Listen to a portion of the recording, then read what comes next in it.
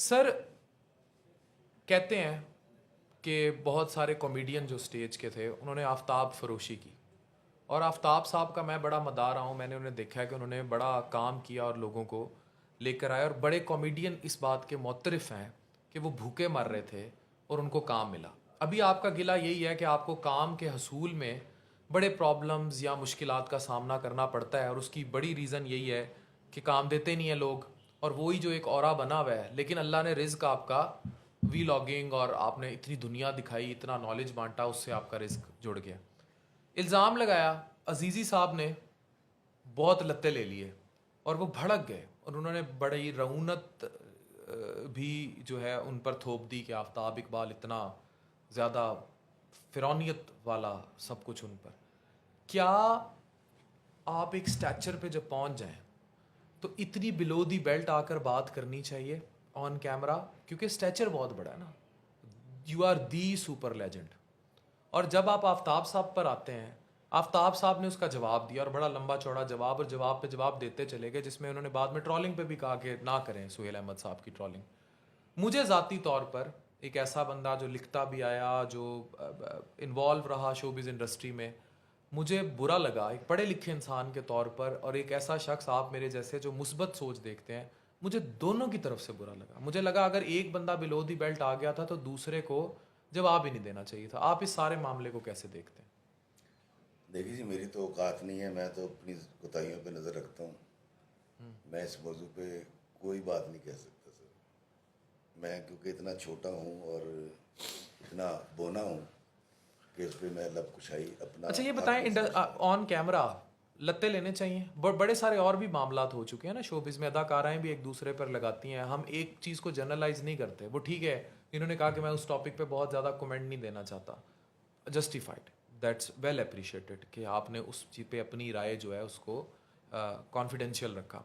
लेकिन जनरली बता दें कि क्या किसी को भी हमें ऑन कैमरा एक दूसरे के जो अगर ज़ाती रंजिशें हैं उन्हें हमें कैमरों पे निगेट करना चाहिए, या ये एक फ़ोन है, एक छोटी सी कॉल और टेक्स्ट के फासले पर है बंदा तो हम या बंदी तो हम अपनी बात को वहीं सॉल्व कर लें? देखिए जी, मैं बिल्कुल ये उस मामले पे बिल्कुल बात नहीं कर रहा आफ्ताब साहब और सैयद भाई के। मैं वैसी एक बात बता रहा हूँ क्योंकि उनका जिक्र नहीं है ये। बाबा जी इशफाक साहब फरमाया करते थे कि काका, किसी महफिल में किसी जो महफिल होती है जहाँ में जब बैठे हैं 10 15 50 100 लोग, सोशल मीडिया नहीं बात कर रहा है, सोशल मीडिया तो बहुत बड़ी चीज़ है। किसी महफिल में किसी शख्स को मात करने के लिए, शिकस्त देने के लिए तेरे पास एक बहुत मोटी दलील है, दलील रोक लो, बंदा बचा लो। मेरे किसी भी लॉग में आपको इसलिए ना कोई एतराज़ मिलता है, ना कोई तकलीफ़ वाली बात मिलती है, ना मैं लिसानियत की बात करता हूँ, ना मैं कोई मजहबी मुनाफरत की बात करता हूँ। और मैं हमेशा ही कहता हूँ कि मेरा पाकिस्तान बहुत अच्छा है।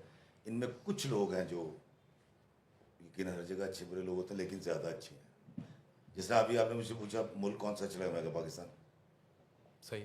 अच्छा, ऐसा राइटअप, ऐसी पोइट्री जो हम आपसे एंड में सुनेंगे, जो लाइफ टर्निंग आप कहें, जब मैंने ये कहा, वैसे तो आपने सारे ही कलाम बहुत अच्छे पढ़े हैं, बोले हैं, कोई ऐसे पोइट्री हमें सुना दें हम सबको आखिर में, जो आपके लिए लाइफ चेंजिंग है, जैसे ज़िंदगी बदल दी, आपकी ज़िंदगी में भी बदलाव लेके आया? मेरी ज़िंदगी में बदलाव किसी शायरी की वजह से नहीं आया। मेरी ज़िंदगी में बदलाव उस फ़लसफ़े की वजह से आया जो फ़लसफ़ा यकीनन मदीने से चला। आक़ा दो जहां सरकार मदीना सल्लल्लाहु अलैहि वसल्लम ने फरमाया और फिर उसको सूफिया ने या बाबों ने बयान किया। लेकिन ये ज़रूर है कि जिससे मुझे शोहरत मिली और बेतहाशा शोहरत मिली, वो पहला कलाम मैं आपको ज़रूर गुजारिश करूँगा, और वो था कि मैं लोगों से मोहब्बत में अनाएँ छोड़ देता हूँ। वाह। मैं लोगों से मोहब्बत में अनाएँ छोड़ देता हूँ, वफ़ाएँ याद रखता हूँ, जफ़ाएँ छोड़ देता हूँ। खुले रखता हूँ दिल के रास्ते नाराज़ लोगों पे, मैं वापस आने वालों की ख़ताएँ छोड़ देता हूँ। मैं सब लोगों से मिलता हूँ, अदब से बात करता हूँ, ये शोहरत और बुलंदी की हवाएं छोड़ देता हूँ। तकब्बुर शोर करता है करो तजलील लोगों की। वाह वाह वाह वाह। तकब्बुर शोर करता है करो तजलील लोगों की।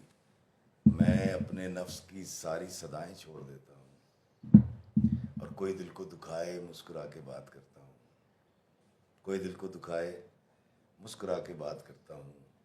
नबी को याद रखता हूँ खताएं छोड़ देता हूँ। ज़बरदस्त। नबी को याद रखता हूँ खताएं छोड़ देता हूँ। मैं लोगों से मोहब्बत में अनाएं छोड़ देता हूँ।